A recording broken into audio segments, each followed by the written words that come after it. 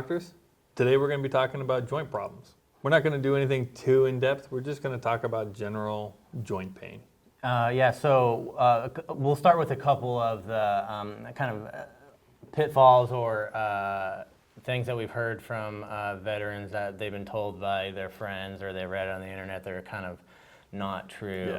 Yeah. First of all, I've heard a lot of people say, well, I have to have an MRI, right? That is not true. Really, Yeah. For no claim of any joint or any condition, period, do you have to have an MRI. The VA might ask for an X-ray, but they will never do an MRI. Right. I've never seen it. People get MRIs because you have a condition. You go to your private practice doc, and they, and the VA might even do an MRI because they're treating you for something. But for the disability claim, they will never authorize an MRI for diagnosis. Right. So for example, if you have, one of the big things too is if you've never seen, say you had an injury to your left knee 5 years ago, and your right knee started to hurt a few years later, but you were never seen for that. Is that important? Should you bring that up? Yeah, you should definitely bring that on up. The body over time, over the thousands of years, body has kind of evolved in such a way that it works really well walking on two legs and moving forward. When you mess something up, when you hurt an ankle, when you hurt a knee, when you hurt a hip, you have altered your gait, and when that happens, you will usually have a corresponding problem on the other side. So what we see a lot of the times, and I think most people realize that if you hurt your left knee and you start limping, you're going to eventually hurt something on the right. So when that comes to us, so some people will think to themselves, well, I can't claim this condition because I didn't hurt my right hip on active duty, I hurt my left knee. It's all connected. It's all there. What do you think about with these people in physical therapy? What do I think about people in physical therapy? Yes. What do you think about the veterans? Should the veterans all have physical therapy before you would approve a claim? Well, no. So if you have joint pain and you have an issue, see your doctor. And one of the treatment strategies might be physical therapy. Yeah. But one of the things I've heard from veterans that are active duty members that are about to get out, and they say, well, I was told if I don't do physical therapy, then my claim's going to get rejected. That's not true. Yeah. A lot of people in the active duty will be prescribed physical therapy as part of a treatment. So people just kind of assume that if they didn't get physical therapy, then unless if they just got ibuprofen and changed their socks, then it doesn't matter, right? But that's not true. Physical therapy might be part of a treatment strategy, but you don't have to have physical therapy in order to get your claim approved. So. I've also heard people say that if they don't have certain medications in their file, like if they weren't prescribed a medication, then that's a problem. I'm smart enough as a doctor to realize that if you tell me that you bought your ibuprofen, I don't need an actual prescription of ibuprofen in your record. It's not an expensive medication. I trust you when you say you've taken ibuprofen. I don't actually need a prescription in there, but a lot of people will have that on in there.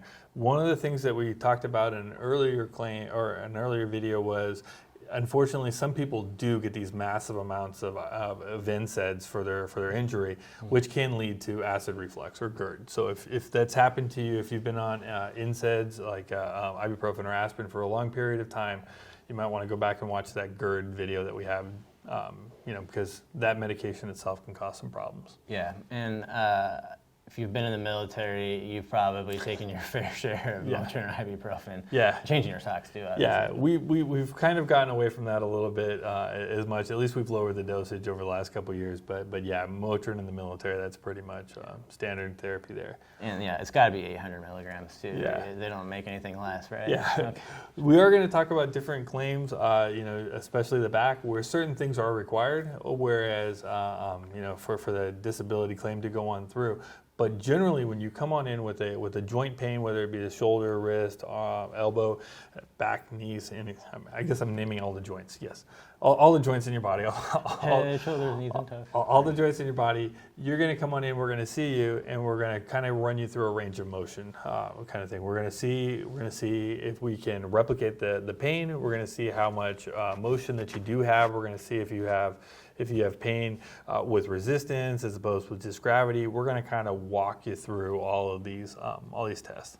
Yeah, what's that? I had an appointment last week, and the doctor got this Protractor out. And I thought, what the heck? What a nerd! But what was that about? So it measures angle. You're going to see this guy. I thought I brought one with me, but I guess I didn't.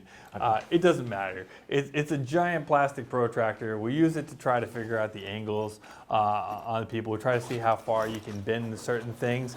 You don't need to worry about it. It doesn't cause you any pain. It doesn't cause you any discomfort. It's just a measurement tool that we have so that we can actually quantify the different the different angles. It's funny too because this is a disability tool.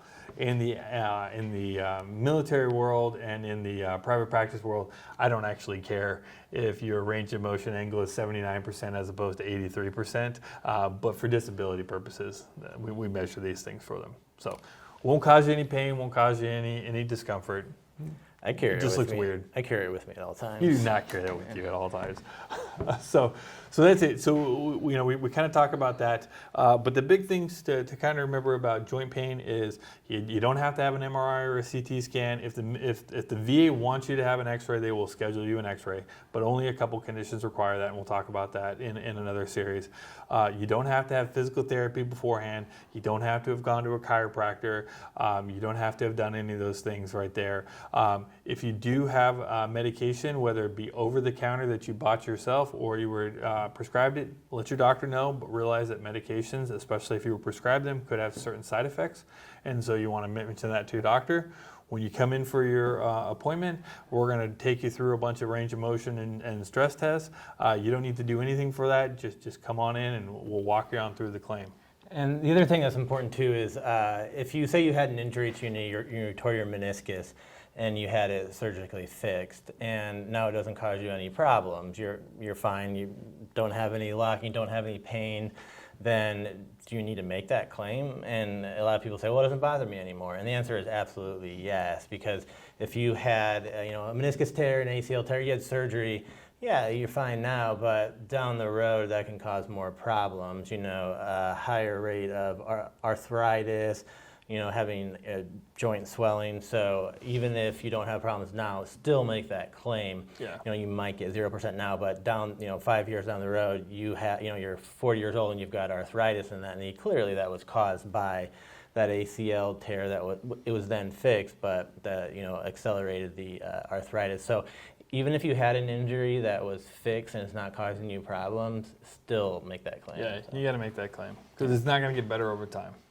And so we're going to go a little bit into some of the other conditions. One of the big ones is the back, and so we're going to do a separate series about that. But that was just generalized joint pain and what to expect when you come in for a disability exam. That's about all we have for that. I want to tell you that we're the disability doctors. Please like, comment, and subscribe so we can get this information out to as many veterans as possible. Yeah, thanks for coming with us and talking about joint pain.